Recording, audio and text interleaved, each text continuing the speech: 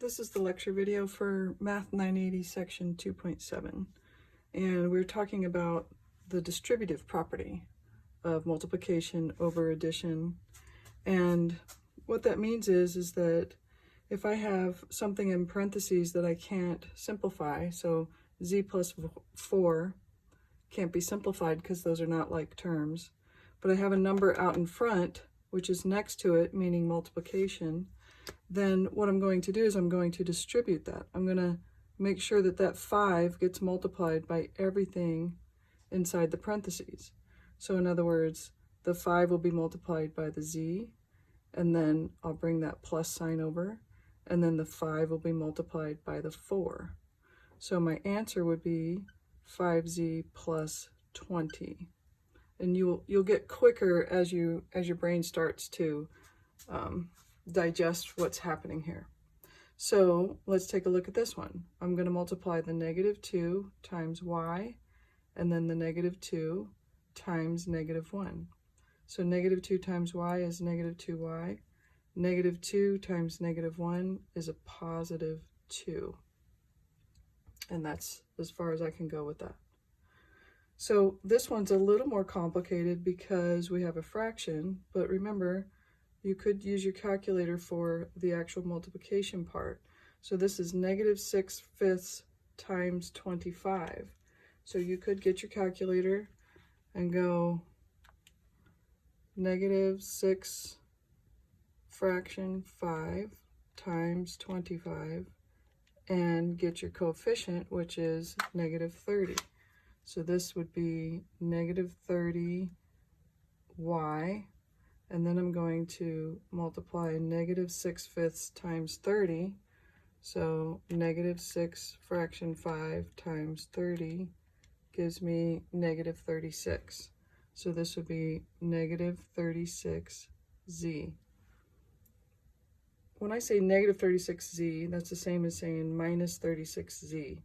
So to keep track of the signs, just recognize that I have a negative here times a positive will give me a negative. Negative times a positive will give me a negative. So in question 4, they want us to go backwards. In other words, this would have been the result. What did it look like in the form that we have up here? So the common multiplier here is a 6. And we refer to this as factoring it out. So I'm going to factor out a 6. So if I pulled a 6 out of this 6m, what would be left would be the m. And if I pulled the 6 out of the n would be left with a plus in between. And so there it is. You can check it by inspecting what would happen if you redistributed the 6. 6 times m would give you 6m. 6 times n would give you 6n. And the idea is to get fluent in your ability to distribute and then also your ability to factor out, which is the reverse of distributing. Okay, jumping down to question 10.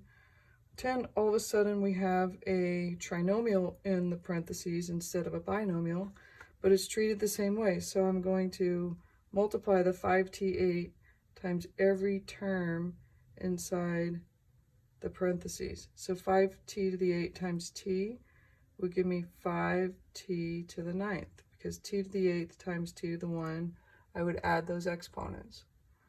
5t to the 8th times -t squared, a positive times a negative will give me a negative.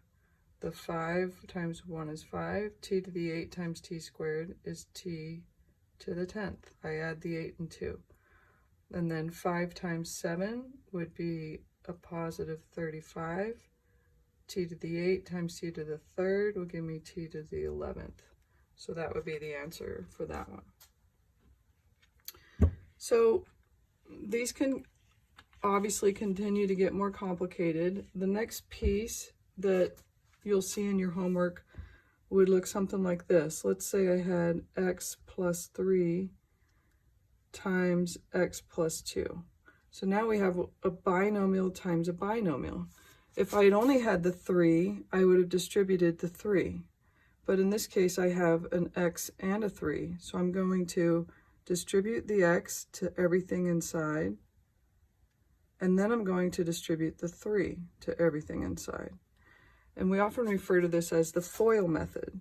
So FOIL stands for first, outer, inner, last. And this will help you keep track and remember what the next step is. So if we do the first 2 terms first, so the first 2 terms are x and x. They're the first terms in each set of parentheses.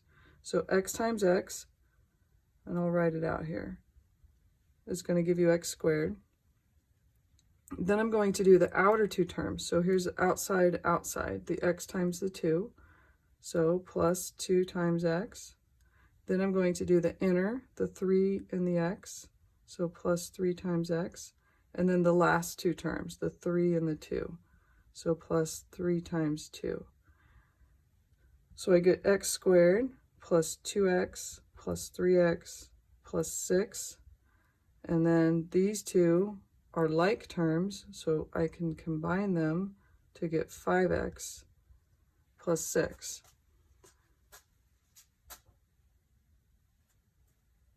So it's not that you have to go in this order, it's just that this helps you remember what you've done and what you have not done.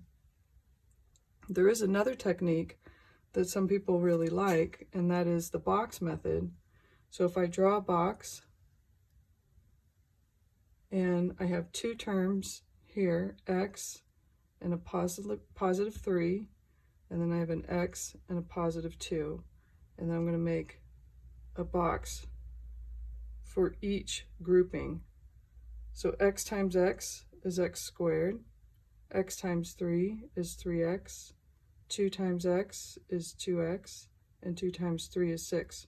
So each box would have the items that are touching that box, or that are,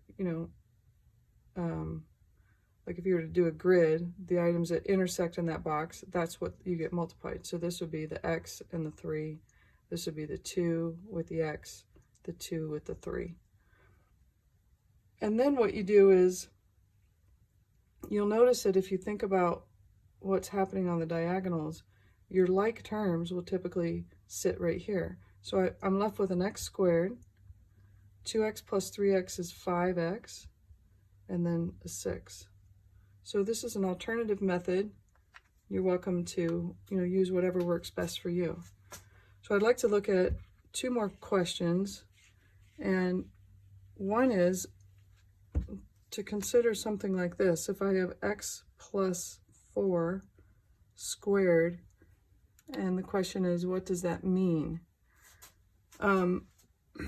This 2 as a power means I'm going to multiply this base times itself, right? So this really becomes x plus 4 times x plus 4. And now I have 2 binomials that I would need, excuse me, that I would need to multiply just like I did that last question. I could use my FOIL method, or I could use my box method. So just for speed, I'm going to do x times x is x squared. That's my first. My outer will be x times 4 plus 4x. My inner is 4 times x. And my last is 4 times 4. These two are like terms, so I get x squared plus 8x plus 16. And the last question I want to do is actually question 15. Mine says 5x plus 2 times 3x minus 9. And I'm going to do that with the box method just so that you get one more chance to watch that. And I know the box method takes a little longer to set up, to draw your picture, but it keeps everything much more organized, and a lot of people really like it because of that reason. So notice with that minus sign, I just made that attached there, so that's a negative 9. So 3x times 5 is 15x squared. 3x times 2 is 6x. Negative 9 times 5x is negative 45x. Negative 9 times 2 is negative 18.